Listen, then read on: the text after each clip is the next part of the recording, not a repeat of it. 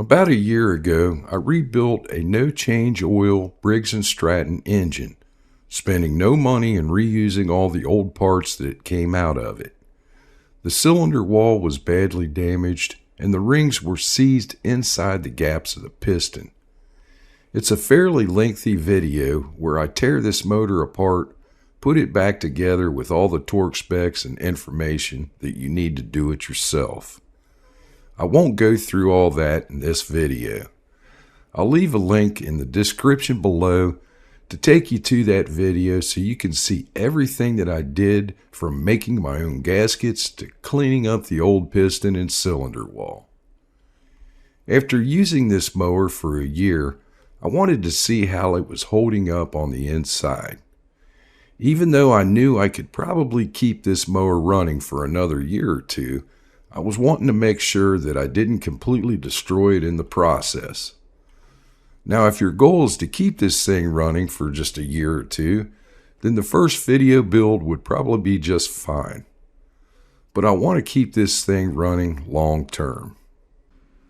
Once I removed the sump cover, I noticed right away a silvery sludge on the inside of the crankcase.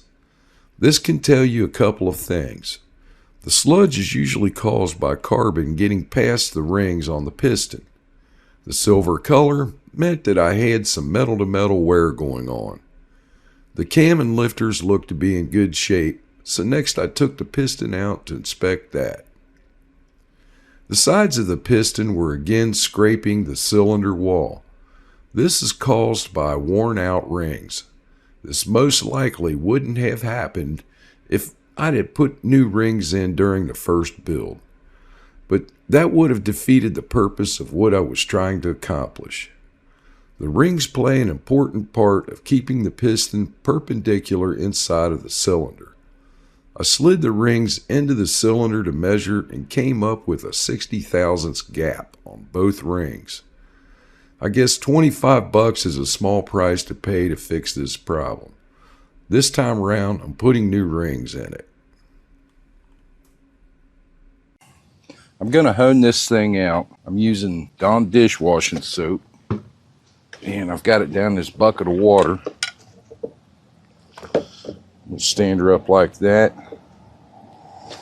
and you can see about how much I've got in there. Just a little closer.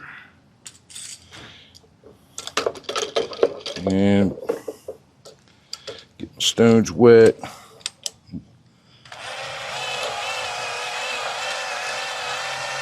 Very low speed.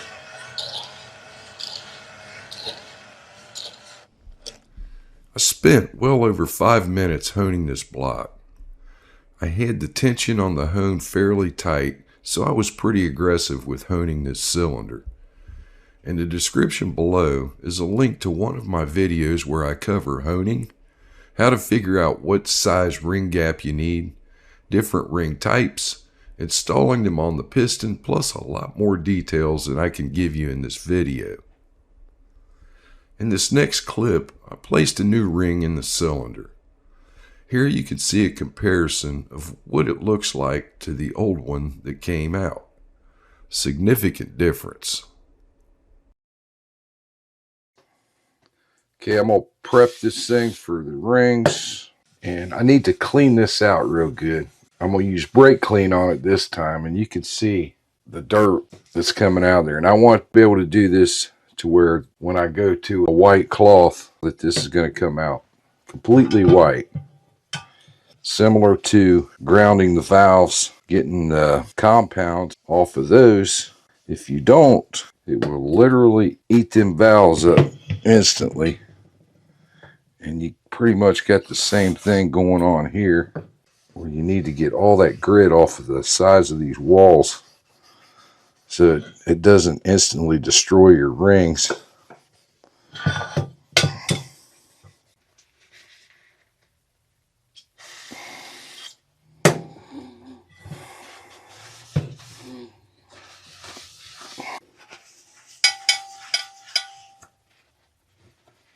That's pretty clean.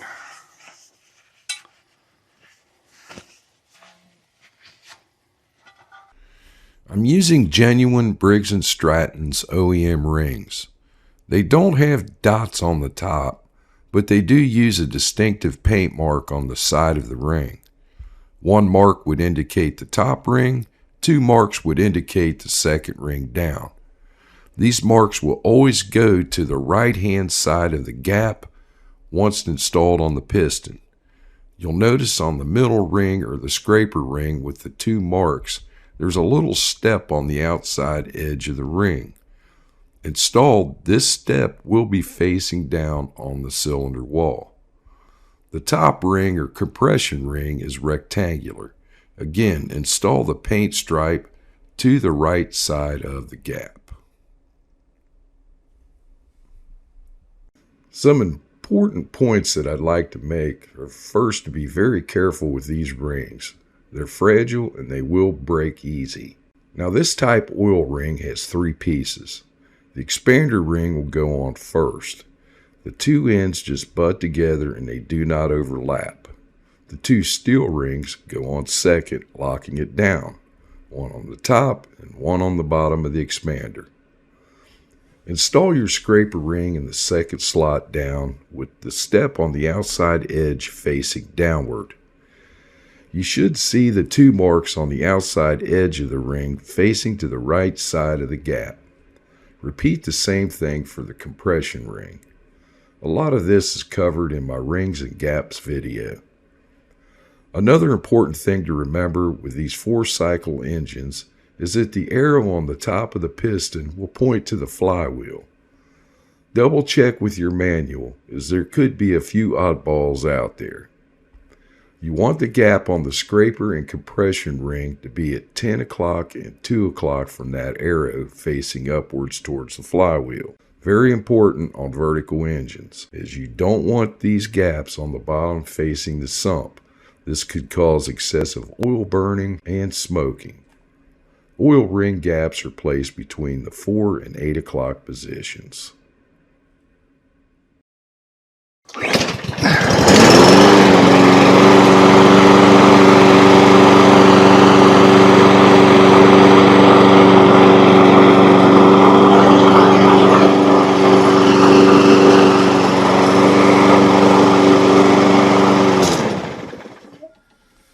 Lesson learned with this engine was I would have been better off putting new rings in it the first time around, but I didn't want to spend any money on it.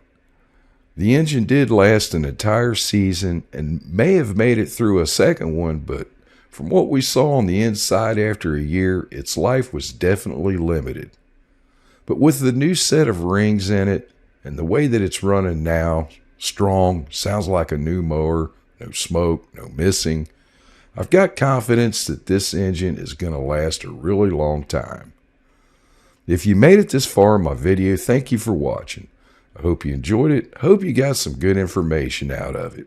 Remember to hit that like and subscribe button to support my channel. I got a lot of videos up there. I got a lot more coming. Ring that notification bell and you'll get notified as soon as I put them up there. Remember to stay safe in the shop. Wear your safety glasses, gloves, whatever you need to stay safe and have fun. Thanks for watching.